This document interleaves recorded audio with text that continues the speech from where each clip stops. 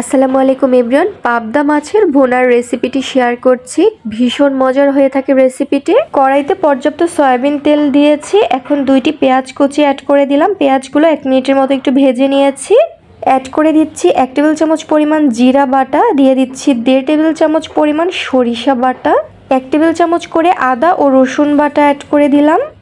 সামান্য একটু পানি দিয়ে দিচ্ছি যাতে মশলাগুলো পুড়ে না যায়। তারপর দিয়ে দিচ্ছি 1 টেবিল চামচ পরিমাণ হলুদ আর মরিচের গুঁড়া, স্বাদ মতো লবণ অ্যাড করে দিয়ে মশলাগুলো 2 থেকে 3 মিনিটের মতো একটু কষিয়ে নিচ্ছি। মশলাগুলো কষানো হয়ে গেলে অ্যাড করে দিচ্ছি একটি টমেটোগুলো আমি চিকন ফালি করে কেটে নিয়েছি। এখন 1 মিনিটের মতো ঢাকনা দিয়ে ঢেকে রান্না করে নিচ্ছি। ঢাকনাটা তুলে নিচ্ছি। এখন দিয়ে দিচ্ছি আগে থাকতে ধুয়ে পরিষ্কার করে রাখা পাবদা মাছগুলো আমি ধুয়ে পরিষ্কার করে নিয়ে আবার হলুদ লবণ দিয়ে মেখে রেখেছিলাম।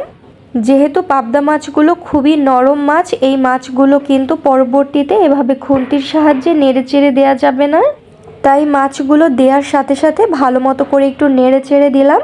এই পর্যায়ে পরিমাণ মতো পানি দিয়েছি। এখানে আমি 1 কাপের মতো পানি দিয়েছি, খুব বেশি পানি দেওয়ার দরকার নেই। 3-4টি কাঁচামরিচ ফালি করে দিয়ে দিলাম। এখন ঢাকনা দিয়ে ঢেকে 5 মিনিটের মতো লো আঁচে রান্না করে নিব। ঢাকনাটা তুলে নিয়েছি।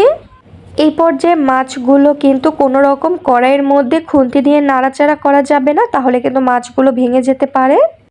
খুবই অল্প সময়ে মজাদার পাবদা মাছের ভুনার রেসিপিটি তৈরি হয়ে গেল।